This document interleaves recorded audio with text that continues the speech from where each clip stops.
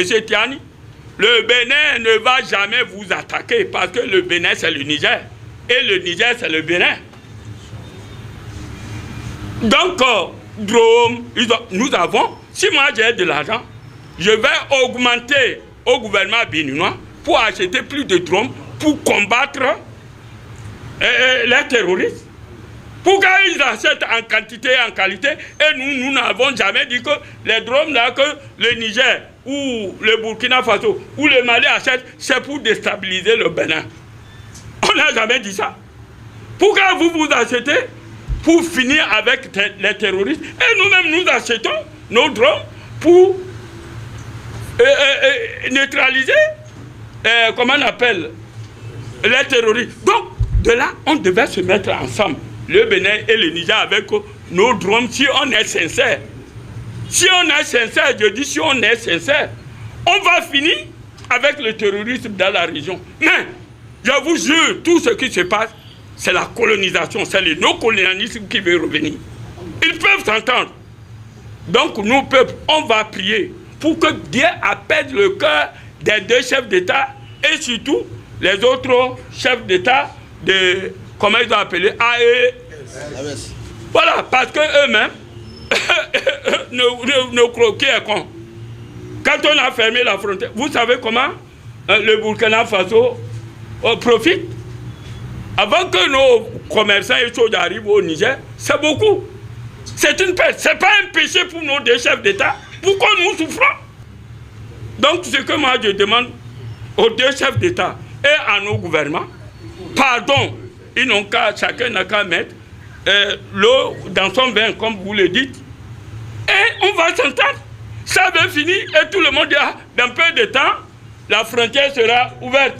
Et à la fin, boum, Tiani met une bombe encore à retardement. Voilà. C'est un militaire de carrière. C'est un militaire qui connaît les problèmes. Donc, ce que moi je demande au président Patrice Talon et à son gouvernement de s'apaiser, de trouver les voies et moyens pour que la paix règne entre nos deux pays. Quand l'autre refuse, tend toujours la main. Voilà, Dieu va t'aider et vous allez résoudre ce problème.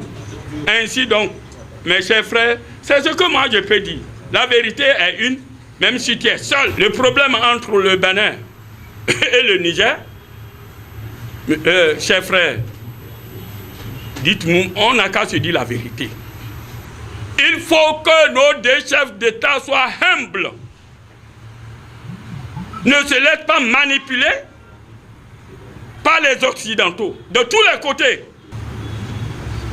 C'est ça la vérité. Pourquoi un d'entre eux ne peut pas avoir le courage pour dire, bon, je vais rencontrer mon frère. S'ils aiment le peuple, ne laissez pas qu'on se trompe. Quelqu'un peut se bouger, pas question de ministre. On va se voir. Alors, c'est comme Kérékou et Yadema. Le jour qu'ils ont décidé, chacun faisait l'arrogance. Quand un jour, Mathieu est devenu humble, il est parti au Togo, moi j'étais là. Ils se sont entendus. Et le problème entre le Bénin est terminé. Bon, pourquoi nous ne pouvons, eux-mêmes ne peuvent pas se comprendre. Ils sont tous des manipulés. Tiani ne parle pas en l'air et le président Talon aussi n'agit pas en l'air. Ils ont des preuves. Donc, ce que moi je veux demander au président Tiani, il est musulman. Il doit craindre Dieu. Il doit avoir confiance en Dieu. Il doit remettre tout son pouvoir que Dieu l'a donné à Dieu. Dieu ne l'a pas dit. Mon président Tiani. Voilà, n'ayez pas peur de cela, ayez peur de moi si vous êtes croyant. revient ce soir sur les tensions entre le Niger et le Bénin. On vous le disait hier, depuis le coup d'État qui a entraîné la chute du président Bazoum au Niger, les relations entre les deux pays sont très tendues.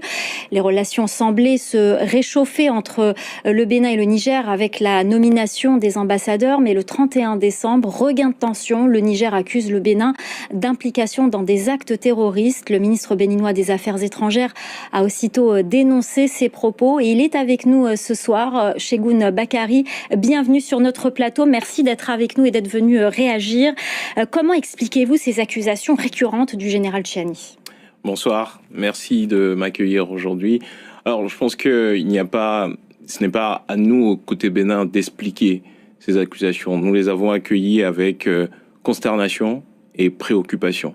Consternation parce que ce sont des accusations qui sont récurrentes, comme vous l'avez dit, et qui n'ont rien à voir avec la réalité.